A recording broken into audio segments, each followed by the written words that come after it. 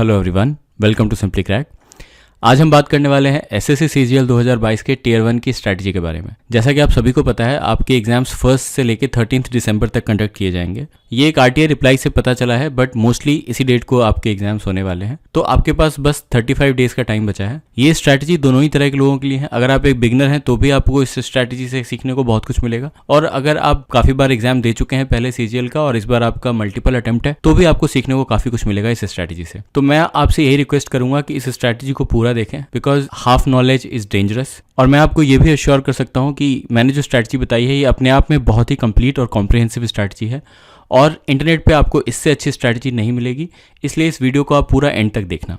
इस वीडियो में हम डिस्कस करेंगे कि आपके लिए सेफ स्कोर क्या हो सकता है कैटेगरी वाइज टियर 1 एग्जामिनेशन में सीजीएल 2022 के, और आपका टारगेट स्कोर क्या होना चाहिए। फिर हम बात करेंगे सब्जेक्ट वाइज स्ट्रैटेजी के बारे में, मैथ्स, जीके, इंग्लिश, रीजनिंग, और फाइनली हम बात करेंगे कि कितने मॉक्स आपको लगाने चाहिए, कितने मॉक्स सफिशिएंट। वीडियो शुरू करने से पहले मैं आपको बता दूं, जब भी इस चैनल पर कोई वीडियो अपलोड होती है उसके 1 घंटे तक मैं तुरंत आपके किसी भी डाउट या कमेंट का रिप्लाई करता हूं। तो मेक श्योर आप इस चैनल को सब्सक्राइब करें और बेल नोटिफिकेशन जरूर दबा दें। तो चलिए वीडियो शुरू करते हैं। तो आइए देख लेते हैं एक बार कि एसएससी सीजीएल 2022 में आपका सेफ स्कोर क्या हो सकता है और आपको कौन से स्कोर को टारगेट करना चाहिए। तो आप देखें कि सीजीएल 2021 में लगभग 1,14,000 कैंडिडेट सेलेक्ट हुए थे, और उस टाइम यूआर की कट ऑफ 130 गई थी, ओबीसी के 117, ईडब्ल्यूएस के 109, एससी के 94 और एसटी के 81। अब ये जो स्कोर्स हैं ये आपके नॉर्मलाइज स्कोर्स हैं। इसमें से इजीली आप हर कैटेगरी में से आप 10 मार्क्स माइनस कर दें। तो अगर आप देखें रॉ स्कोर की अगर मैं बात करूं तो वो 120 मार्क्स ही रहेंगे यूआर कैटेगरी के लिए। इसी तरह ओबीसी कैटेगरी के लिए ये 107 मार्क्स से ज्यादा नहीं होना चाहिए रॉ स्कोर। अब आइए देख लेते हैं कि सीजीएल 2022 में क्या सिनेरियो है।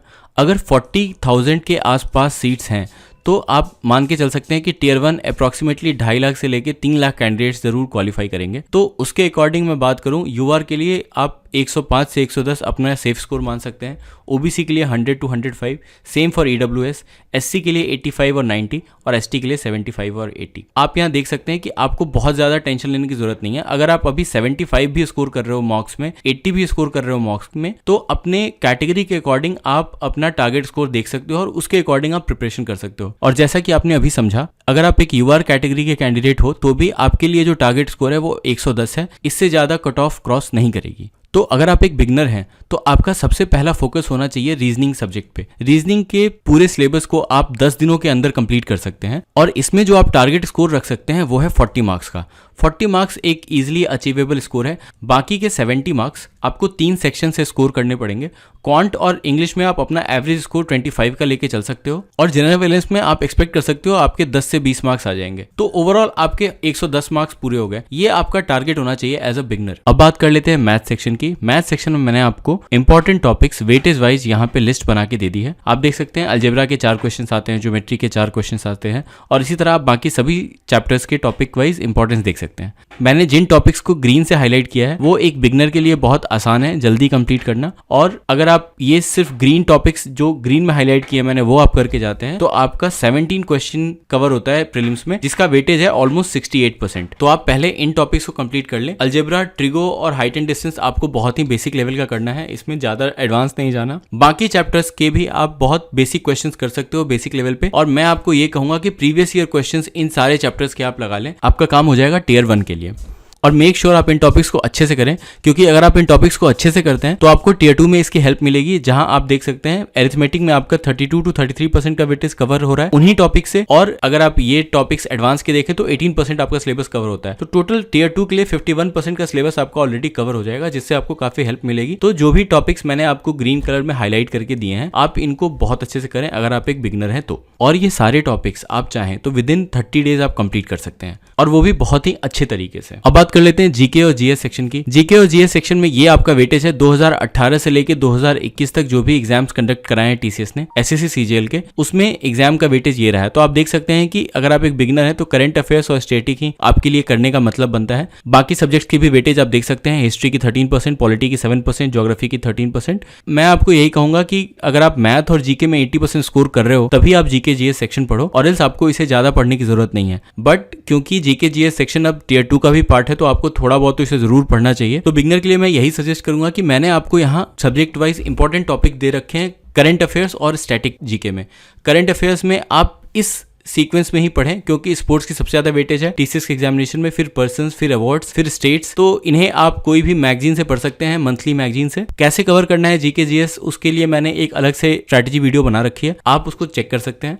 फिर स्टैटिक जीके में ये सारे टॉपिक्स इंपॉर्टेंट है, इसको आपको लूसेंट और प्रीवियस ईयर क्वेश्चन से करना है, और इन सारे टॉपिक्स को भी मैंने वेटेज वाइज डिक्रीजिंग ऑर्डर में अरेंज किया है। तो आपके पास जितना टाइम हो, अगर आप एक बिगनर हैं, अगर आप ये 3 टॉपिक ही कर सकते हैं तो ये 3 टॉपिक ही जरूर करके जाएं। अगर आप 4 टॉपिक्स कर सकते हैं, आपका टाइम अलाउ करता है, तो आप ये 4 टॉपिक करके जाएं। इसीलिए मैंने इसको एक सीक्वेंस में लगा रखा है। अगर आप जीके जीएस को इन डेप्थ कवर करना चाहते हैं तो एक पूरी स्ट्रैटेजी मैंने बना रखी है, आप उसे जाके चेक कर सकते हैं, लिंक मैं डिस्क्रिप्शन में डाल दूंगा। अब बात कर लेते हैं इंग्लिश सेक्शन की। इंग्लिश सेक्शन में भी मैंने आपको टॉपिक वाइज वेटेज बता रखा है, कॉम्प्रिहेंशन का, वोकैब का और ग्रामर का। आप देख सकते हैं कि कॉम्प्रिहेंशन की वेटेज 28% है, वोकैब की वेटेज 48% है और ग्रामर की वेटेज 24% है आपके टियर 1 के एग्जामिनेशन में। तो अगर आप एक बिगनर हो, मैं आपको सजेस्ट करूंगा कि आप idioms and phrases, one word substitution, sentence improvement, spot the error, narration और वॉइस, ये 6 टॉपिक्स कर लो। इससे आपके अप्रोक्सीमेटली 10 क्वेश्चंस कवर हो जाएंगे और आप एटलीस्ट 25 to 30 मार्क्स इस सेक्शन में स्कोर कर पाओगे। इडियम्स एंड फ्रेजेस आपको प्रीवियस ईयर क्वेश्चन से लगाने हैं, और इसके लिए आपको नीतू सिंह की वॉल्यूम 1 आती है, एक बुक है ग्रामर की, उससे कंप्लीट करना है इसको, और आपको प्रीवियस ईयर क्वेश्चन इसमें भी जरूर लगाने हैं। तो अगर आप इन 6 टॉपिक्स को ढंग से करते हो तो एग्जामिनेशन में आपके 25+ मार्क्स फिक्स आ जाएंगे। अब देखते हैं रीजनिंग सेक्शन की आपकी स्ट्रैटेजी क्या होनी चाहिए। रीजनिंग सेक्शन बिगनर्स के लिए एक बहुत ही इंपॉर्टेंट सेक्शन है, और अगर आपने अभी प्रिपरेशन शुरू करी है तो रीजनिंग ही एक ऐसा सेक्शन है जो आपको एग्जाम निकलवाएगा। इसमें आप चैप्टर्स देख सकते हैं, इसमें कोई भी चैप्टर कंप्लीट करने में आपको ज्यादा टाइम नहीं लगेगा।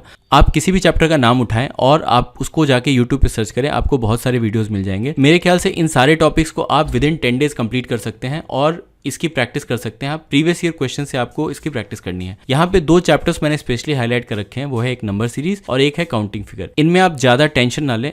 अगर नंबर सीरीज बनने वाली होती है तो वो बनी जाती है, अगर नहीं बनने वाली होती तो एट अ टाइम दिमाग नहीं लग पाता। इसमें आपका टारगेट स्कोर 40 मार्क्स होना चाहिए। अगर आपकी किस्मत अच्छी रही तो आप नंबर सीरीज और काउंटिंग फिगर के भी क्वेश्चन सॉल्व कर पाओगे, आपका स्कोर आराम से 45+ पहुंच जाएगा। बट जब आप प्रिपरेशन कर रहे हो, आपको इन दोनों की टेंशन नहीं लगनी। अगर आप एक बिगनर हो, आप बाकी सारे टॉपिक्स पे फोकस करो और इनको कोशिश करो कि विद इन 10 डेज आप कंप्लीट कर लो, और फिर आप प्रीवियस ईयर क्वेश्चन लगाने लग जाओ। फाइनली आप बात करते हैं मॉक्स की। मॉक्स को लेके काफी कंफ्यूजन रहता है एस्पिरेंट्स के बीच कि बहुत सारे मॉक्स देने चाहिए या कम मॉक्स देने चाहिए या कितने मॉक्स देने चाहिए। तो मैं आपको आज एग्जैक्टली बताने वाला हूं कि मॉक्स देने के पीछे माइंडसेट आपका क्या होना चाहिए, मॉक्स का आपको कैसे इस्तेमाल करना है और आपको कितने मॉक्स लगाने चाहिए एक्चुअली। तो मैं बात करूंगा पहले बिगनर की। अगर आप एक बिगनर हो और आपका सिलेबस कंप्लीट नहीं है तो आप पहले 20 दिन तो सिर्फ सेक्शनल मॉक्स लगाओ, रीजनिंग के और मैथ्स के। रीजनिंग और मैथ्स के आपको सेक्शनल मार्क्स लगाने से ये फायदा होगा कि आप एग्जाम में श्योर शॉट अपने टारगेट स्कोर 110 मार्क्स का जो मैंने आपको बताया है उसमें आप श्योर शॉट क्रॉस कर पाओगे। तो इसलिए अभी आपका पूरा फोकस रीजनिंग और मैथ्स के सिलेबस को कंप्लीट करना होना चाहिए और इनके सेक्शनल मार्क्स लगाने पे होना चाहिए, क्योंकि इन 2 सेक्शंस में अगर आपके स्कोर आ गए तो आप टियर 1 तो जरूर क्वालिफाई कर जाओगे।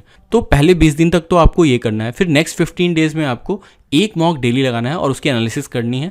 इसमें आपके एटलीस्ट 2 से 3 घंटे जाएंगे और एक मॉक्स आपको प्रीवियस ईयर का लगाना है। तो नेक्स्ट लास्ट 15 डेज में आपको 2 मॉक्स लगाने हैं और उनको एनालाइज करना है। आपका यही काम है। इतना करेंगे आप 100% मैं गारंटी दे रहा हूँ, अगर आपने अभी से भी शुरू किया है तो भी आप एग्जाम क्वालिफाई करोगे। अब बात करते हैं उन लोगों की जो श्योर हैं कि वो टियर 1 तो क्वालिफाई कर ही जाएंगे। तो मैं आपको सजेस्ट करूँगा बहुत ज़्यादा मॉक्स ना लगाएं, आप डेली एक मॉक दो। उसके बाद आप अपना फोकस, अगर आपका सिलेबस रहता है तो आप उसको कंप्लीट करने पे लगाओ, क्योंकि टियर 2 के लिए आपको ज़्यादा टाइम नहीं मिलेगा। और स्पेशली मैं ये कहूँगा कि आप सब्जेक्ट वाइज फोकस करो, जो टियर 2 के इंपॉर्टेंट टॉपिक्स हैं उनमें। एसएससी सीजीएल 2022 से रिलेटेड अगर आपके मन में अभी भी कोई डाउट है तो आप मुझे कमेंट सेक्शन में लिख के बता सकते हैं, मैं उसे क्लैरिफाई करने की पूरी कोशिश करूँगा। 35 डेज का टाइम बचा है। 38,000 वैकेंसीज ना कभी पहले आई है और मुझे नहीं लगता है कि कभी फ्यूचर में इतनी वैकेंसीज एक साथ आ सकती हैं। और अगर आप एक बिगनर हो तो भी आप ये एग्जाम क्रैक कर सकते हो, क्योंकि पैटर्न बदला है और वैकेंसीज भी इतनी ज्यादा है। तो आपके पास पूरा मौका है, इसको जाने ना दे। मैं आपके लिए आगे भी ऐसी हेल्पफुल वीडियोस लाता रहूंगा इस चैनल पे। अगर आपको ये कंटेंट पसंद आ रहा है तो प्लीज इस चैनल को सब्सक्राइब करें। Thank you.